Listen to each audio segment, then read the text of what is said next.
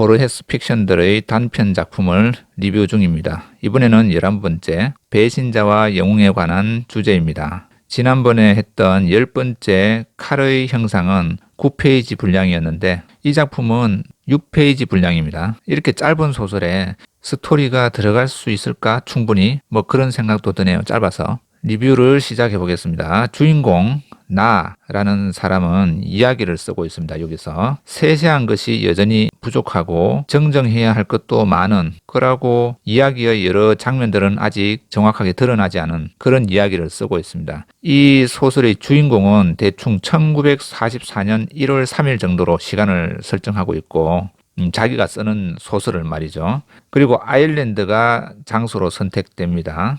이 소설에서 나라는 사람이 쓰는 이야기의 주인공은 현대인이고 사건은 이미 19세기 중엽이나 초에 일어난 것으로 나옵니다. 현재 주인공이 과거의 사건을 파헤치는 탐정물 같은 그런 느낌. 이런 구조는 두 가지 시간대를 오가게 되는데 타임슬립의 효과도 살짝 납니다. 배신자와 영웅에 관한 주제라는 이 작품에서 나라는 주인공이 쓰고 있는 작품의 배경은 1824년 아일랜드. 또 그 이야기에서 화자도 등장하는데 라이언이라는 사람입니다. 자, 여기서 잠깐 이번에도 아일랜드라는 나라가 등장합니다. 픽션들 9번째 리뷰. 두 갈래로 갈라지는 오솔길들의 정원에서 독일 스파이를 잡으러 쫓아오는 영국 스파이가 아일랜드 출신이었고 10번째 영상 칼의 형상에서 얼굴 흉터가 칼의 형상인 사람의 출신지도 아일랜드 출신이었습니다. 보르헤스가 어쩌다가 우연히 아일랜드 출신을 3분이나 이 작품까지 등장시킨 것 같은데 우연은 아닌 것 같습니다. 자, 제 리뷰 스타일상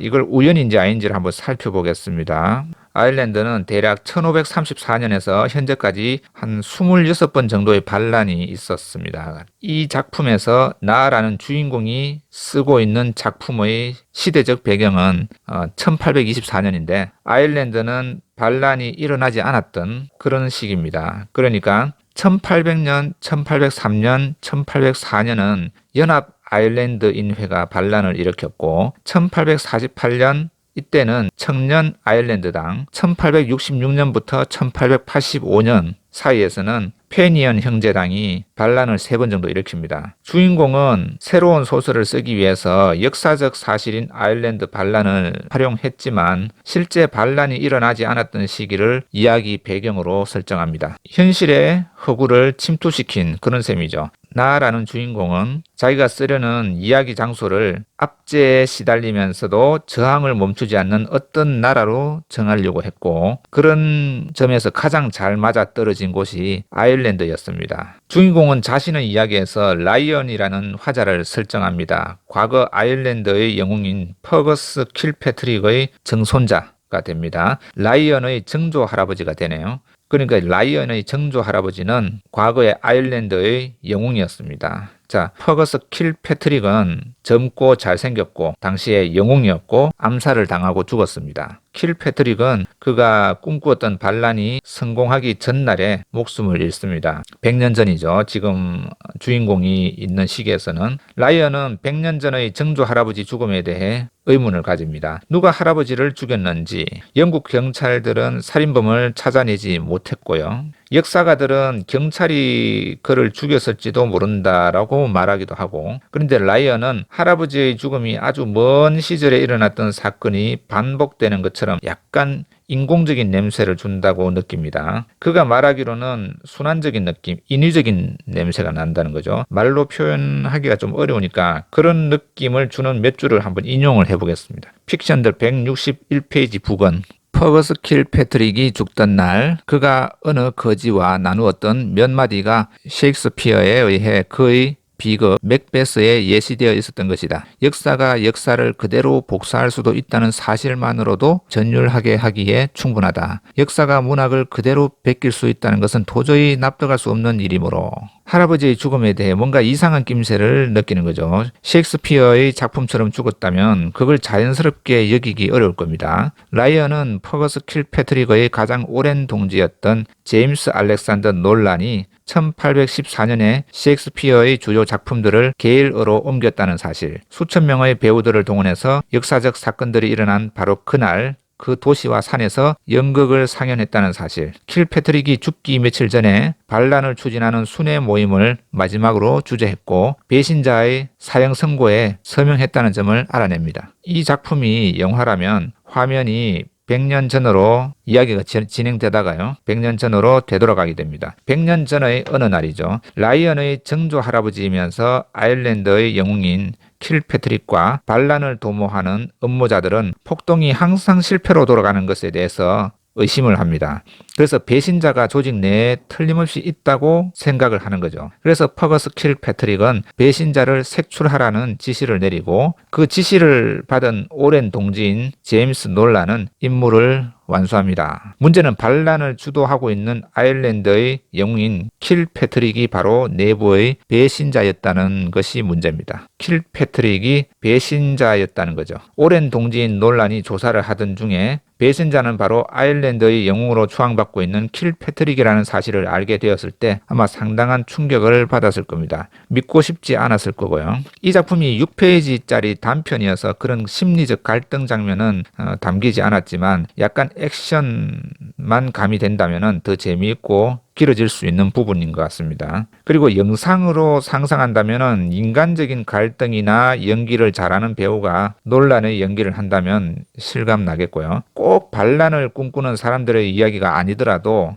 평범한 사람들도 살면서 믿는 사람에게 배신을 당하는 그런 기억은 있으니까요. 아직 그런 기억이 없더라도 가능성에 대한 두려움도 있을 수 있고요. 누구나 보편적으로 고민해 볼 법한 상황이죠. 어쨌든 이 소설 배신자와 영웅에 관한 주제는 이런 좋은 소스를 과감하게 생략하고 그냥 결과로 바로 가버립니다. 그러니까 6페이지짜리 단편 소설이죠. 배신자를 그냥 밝혀내는 것으로 바로 넘어갑니다. 문제는 배신자를 처단한다는 서명을 퍼커스 킬패트릭이 이미 직접 했던 상황이고 고민을 합니다. 그래도 영웅이 배신자였다는 사실을 아일랜드인들이 알게 된다면 구심점이 사라지고 봉기가 무산될 수 있다는 그런 이유죠. 그래서 놀란이라는 사람은 아주 야릇한 계획을 생각해냅니다. 왜냐하면 음모자들의 입장에서도 힘을 모아야 하기 때문에 킬패트릭을 죽이긴 하겠지만 배신자로 죽일 수는 없다는 점이 고려됩니다.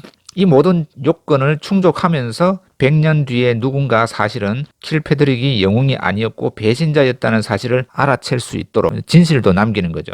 그렇게 하는 것까지 놀라는 계획을 세웁니다. 어떻게 했을까? 그거는 배신자와 영웅에 관한 주제 이 작품에서 마지막 2페이지에 나와 있습니다. 그 부분은 독자의 몫으로 남깁니다. 이 작품을 현실로 확장시켜 보겠습니다. 자, 기업체가 아닌 어떤 조직을 상상해 봅니다. 여러분은 어떤 사회단체, 그러니까 예를 들면은 사단법인, 재단법인, 사회단체, 공공기관, 협동조합, 공무원 조직, 등등등, 또는 어쨌든 규정과 시스템으로 운영되는 영구적인 최고 경영자가 따로 없는 성격, 그런 조직에서 일하고 있습니다. 직원은 전체일 수도 있고 하나의 부서일 수도 있는데 대충 30명 정도라고 정해보고요. 그런데 여러분이 속한 조직의 새로운 기관장이 낙하산이든 아니면 내부 승진이든 새로 부임합니다. 그리고 그 기관장은 매일 일찍 퇴근하고 일하지 않습니다. 그런 시간이 길어지면서 당신이 소속된 조직의 기강이 무너지고, 그렇지만 특별 채용이나 계약직 채용을 할 때 법망에 걸리지 않도록 기관장의 사람이 들어옵니다. 기관장이 중에 선거 캠프나 자기가 그런 좋은 자리를 차지하기 위해서 챙겨주는 거죠. 그 사람의 자녀를. 그리고 물품 구매나 공사를 할 때도 그런 방향으로 개인적으로 아는 업체를 불러서 맡기고, 눈치 없이 조달 구매나 실력 있는 업체를 찾아보던 담당자는 또 눈치 없이 고달픈 상황을 겪는 거죠. 이럴 때 눈치 있는 담당자는 두 분류로 나뉩니다. 소심하게 반발하거나 적극적으로 그를 만족시켜 개인적인 안위를 채우는 쪽으로요. 조직은 관리되지 않고 투명하지 않는 채용, 업자 챙기기가 지속되고 반발하는 직원과 줄을 서는 직원이 쪼개지고 갈등이 생깁니다. 기관장은 계약직이고 그래서 임기가 끝나기 전에 그 조직에 꽂은 빨대로 최대한 단물을 섭취하려고 합니다. 그런데 외부에서는 기관장을 대단히 높게 평가합니다. 이 소설 작품에서 킬패트릭이 외부에서는 영웅이었지만 내부에서는 엑스맨이었던 것처럼요. 그러니까 여러분이 소속돼 있는 그 기관에서 내부에서는 엑스맨인데 외부에서는 그 조직을 지켜주는 그런 역할을 하는 사람이 기관장으로 있다. 그렇게 보는 거죠. 외부에서 보는 깊은 평가는 조직에 대한 외부의 공격을 어느 정도 막아주는 효과가 실제로도 있습니다. 이럴 때 어떻게 해야 할까요? 배신자와 영웅에 관한 주제에서 아일랜드의 국민적인 영웅으로 추앙받는 킬패트릭을 두고 영국으로부터 독립을 하려는 동지들이 처했을 상황과 비슷합니다. 조직을 위해서 조직이 원하는, 국민이 원하는 방향으로 가기 위해서는 킬패트릭이 실제로는 뭐 내부에서 엑스맨이든 배신자라고 하더라도 언론사, 도의원, 국회의원 대부분 내부 고발자를 곱게 바라보지 않습니다.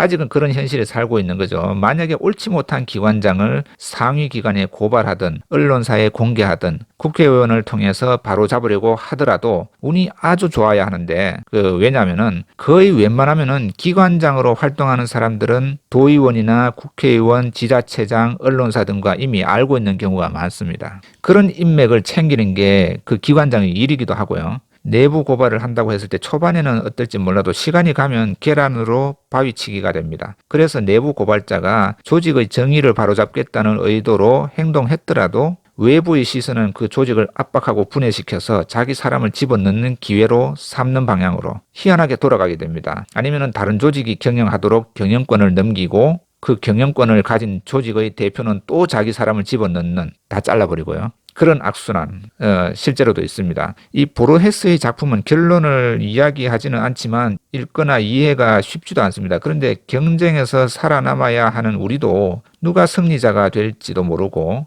우리 사회도 결론이 정해져 있지도 않고 복잡하고 어려운 것 같습니다. 이기는 자가 정의가 되는지, 살아남는 자가 정의가 되는지, 장기적으로는 정의가 바로 세워지는데 뭐 그렇다고 믿는데, 저는 정의는 도대체 무엇인지 거의 모든 것이 보르헤스의 픽션들이 여러 단편으로 보여주는 것처럼 확실치가 않습니다. 우리 현실도 허구와 현실이 섞여 있고 허구 속의 진실이 진실 속의 허구가 왕창 허구여서 오히려 진실이 되거나 순수 진실이어서 그게 더 비현실적으로 드러나 보이기도 하고요. 현실도 그렇죠. 이 작품에서 놀란이라는 사람은 교묘한 계획을 생각해내서 반란이 실패로 돌아가는 위험도 예방하고, 그렇다고 킬패트릭이 영웅으로 역사에 남는 것도 막을 수 있는 그런 계획을 세우고 추진을 했습니다. 이 작품을 읽고 나니까 아일랜드의 우상인 킬패트릭의 동료 놀란이라는 사람이 사용한 방법을 분석해보면은 누구나 겪을 수 있는 위선적인 현실을 어떻게 견디고 돌파해야 할지 한 번쯤